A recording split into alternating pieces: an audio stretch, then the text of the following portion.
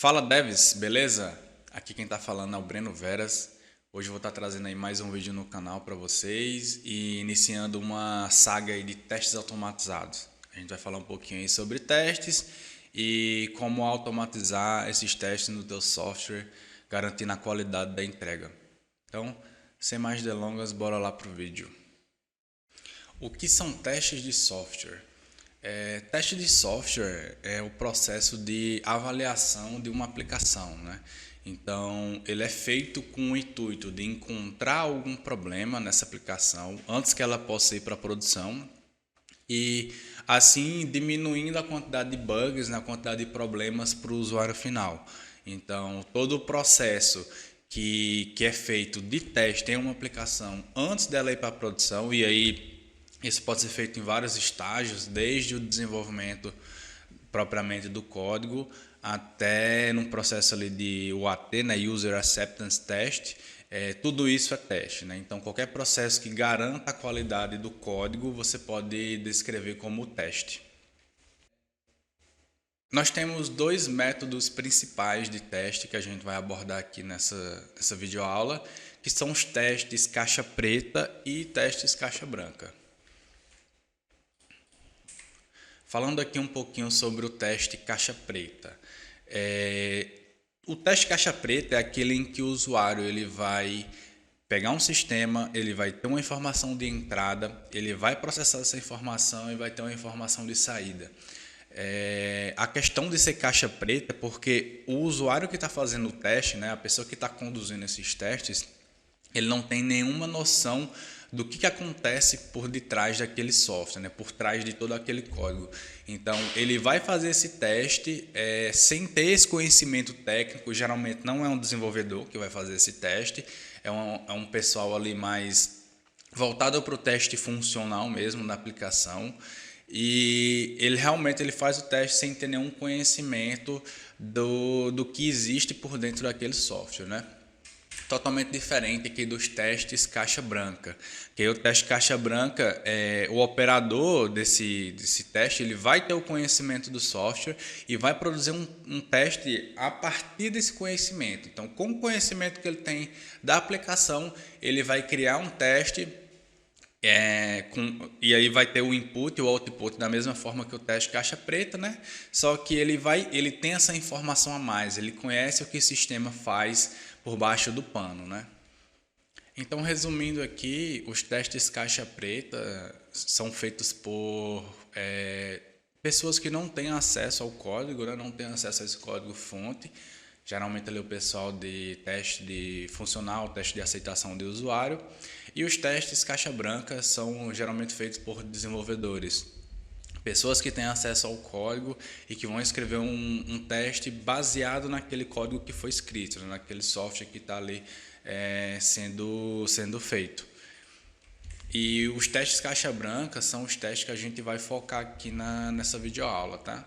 Então, dos testes caixa branca, a gente pode dividir em três tipos principais de teste, né? Então, a gente tem aqui os testes unitários, que fica na base dessa pirâmide de teste, como a gente pode ver no slide. Temos o teste de integração e os testes end-to-end, né? Então, você pode ver aqui que os testes que estão mais na base da pirâmide, eles têm um menor tempo de execução para serem feitos e custam menos, né? Isso quer dizer que a gente consegue testar partes mais isoladas do sistema de forma separada, de forma unitária, e esses testes custam menos e executam em menos tempo, né? Então, é o feedback mais rápido que o desenvolvedor pode ter sobre uma aplicação é o teste unitário ou teste de unidade, né? O correto mesmo é falar teste de unidade, mas a comunidade está mais habituada a falar como teste unitário.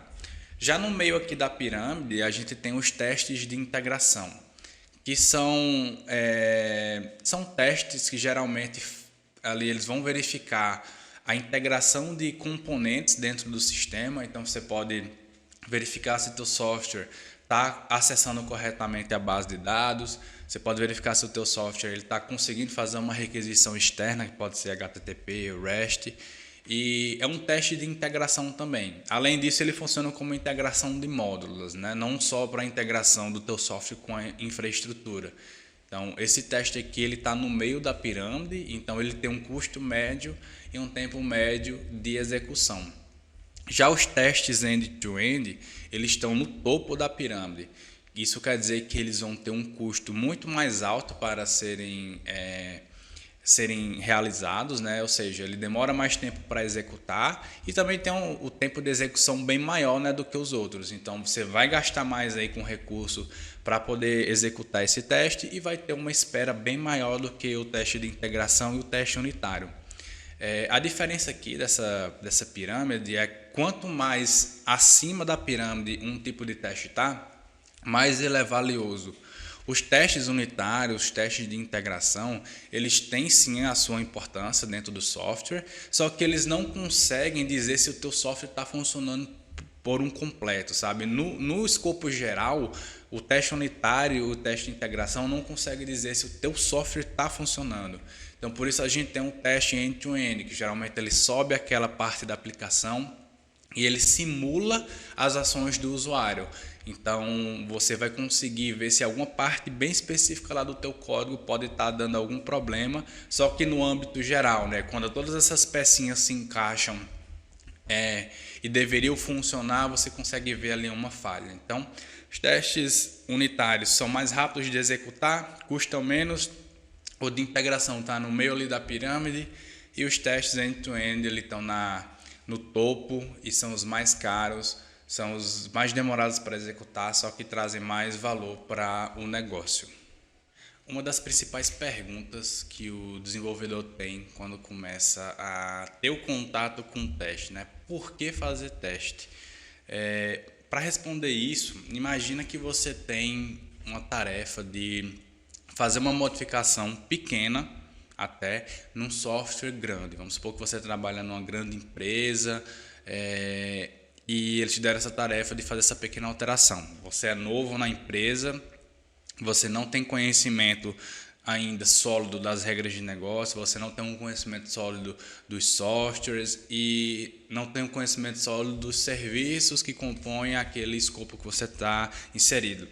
Como que você garante que a tua alteração, aquela pequena alteração, não vai refletir em nenhuma outra parte daquele serviço que você está fazendo essa modificação? Então, os testes, eles funcionam muito bem nesse ambiente, onde você tem um sistema grande, complexo, que atende várias pessoas e que esse sistema ele vai ser operado por várias pessoas. Você pode usar também os testes para sistemas pequenos, que tem poucos desenvolvedores, mas é num sistema grande, que tem alta rotatividade de desenvolvedores, onde você vai ter os melhores benefícios do teste, né? Então, o teste ele serve como, além de garantir que você fez a modificação e ele não alterou nenhum outro escopo próximo daquele que você está trabalhando, você tem uma documentação das funcionalidades ali do teu sistema. Então, quando você abre um teste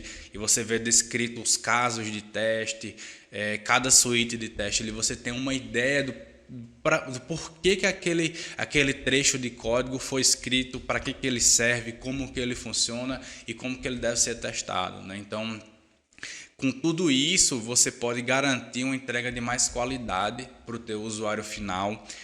Você garante que ele não vai ter um bug inesperado e até mesmo como desenvolvedor você vai dormir bem mais tranquilo, sabendo que você fez uma alteração na sexta-feira, subiu e você tem a confiança de que aquilo não vai trazer um bug para o usuário em produção e você vai ter que trabalhar no sábado, no final de semana. Entendeu? Essa é a importância do teste. Se você começou a trabalhar com testes agora, então provavelmente você não está escrevendo ainda um código preparado para receber um teste unitário ou um teste de integração, que seja. Para você poder ter um código testável, você precisa mudar um pouquinho a forma como você escreve esse teu código.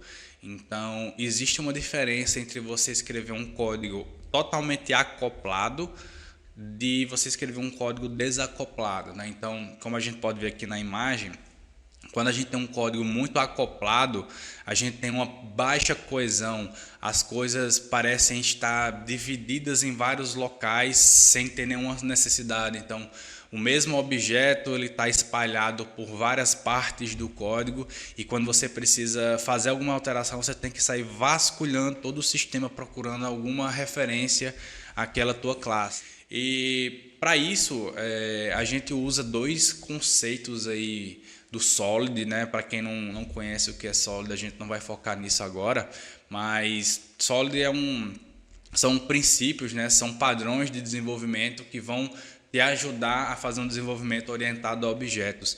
E dois padrões desse a gente vai usar muito aqui para fazer código testável, que é o Single Responsibility Principle e o Dependency Inversion Principle, né? Que são o S e o D aqui do Solid.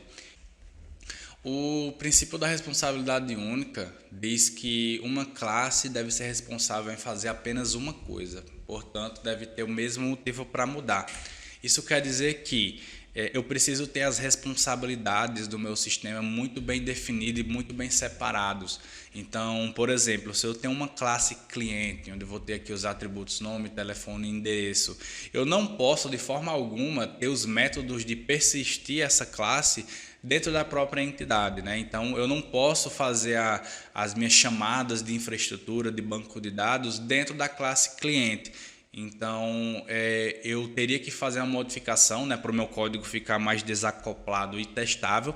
Eu teria que separar essa classe cliente em uma classe que vai servir só para a entidade e eu teria uma outra classe que geralmente a gente chama de repository, né? Ou seja, cliente repository, que ela iria conter os métodos de salvar. Então, ela vai salvar, atualizar, buscar, apagar, o que você precisar fazer com essa entidade cliente no banco de dados. Então, você vê que a diferença aqui, ao invés de eu ter várias responsabilidades numa classe só, né? Então, essa classe cliente que está violando o SRP, ela além de possuir as informações do cliente, ela tem a responsabilidade de salvar esses dados no banco, de persistir esses dados em qualquer que seja a ferramenta que você está utilizando para persistência.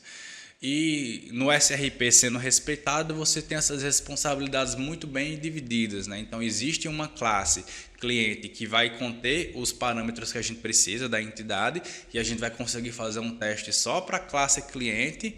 Existe também a classe cliente repository, que a única responsabilidade dela é salvar, persistir esses dados no banco.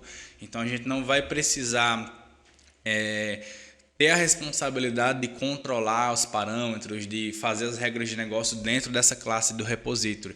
Então, eu separei as responsabilidades, eu vou fazer um teste unitário só para a classe cliente, a entidade cliente, e eu vou fazer um outro teste que pode ser um teste tanto unitário como de integração, o preferível é de integração, para a classe cliente repository, onde eu vou ter os métodos de salvar no banco de dados.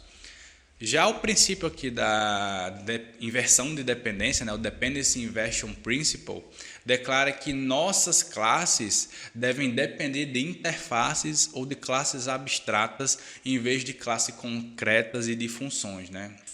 Então, na orientação ao objeto, a gente tem um conceito de abstração que é chamado de interface, né? Esse é um dos conceitos de abstração da orientação. E a interface ela é como se fosse um contrato do teu sistema. Então, ela é uma declaração que ela vai ditar como que um método ou como que uma classe deve se comportar, né? Então, geralmente existe ali uma interface que você tem o nome de uma função e essa função ela vai ter os parâmetros que vão ser recebidos e o retorno dessa função. Só que quando você está criando ali um software, você não pode instanciar um módulo de alto nível e dentro puxar um módulo de baixo nível de forma direta, né? A gente não pode simplesmente instanciar uma outra classe. A gente precisa usar uma abstraction layer, né? Ou seja, uma camada de abstração. Por quê? Como que eu vou fazer um teste unitário de integração, que seja, sendo que eu já estou fazendo o instanciamento daquela minha classe diretamente, né? Eu tenho um escopo mais alto, um escopo mais baixo, eu estou instanciando diretamente o escopo mais baixo. Eu não consigo criar alguns princípios ali do teste unitário, como mocks e stubs, se eu já instancio o código diretamente. Eu sei que isso aqui é um pouquinho difícil de entender. Quando a gente entrar mais ali na parte do código vai ficar bem mais claro, aí você pode revisitar aqui essa videoaula, mas para poder eu simular alguns aspectos do software para poder testar, eu vou precisar dessa interface, porque aí eu vou criar uma implementação de testes, né? Pode ser um mock, um stub, e isso vai ajudar a simular outras partes do sistema para evitar que eu fique tendo que testar tudo ao mesmo tempo. Então é isso aí, devs. Esse foi um papo rápido aí sobre testes automatizados, né? Esse é só o primeiro vídeo aqui dessa playlist de testes. Em breve eu vou estar trazendo novos vídeos na prática, como que funciona cada etapa de teste desse. A gente vai falar de testes unitários, testes de integração e testes end-to-end na prática. Tá? Então, obrigado, deixa seu joinha aí, se inscreve no canal, e se tiver algum comentário, deixe nas caixinhas de comentários para a gente trocar aquela ideia, beleza? Então, obrigado pessoal, é isso.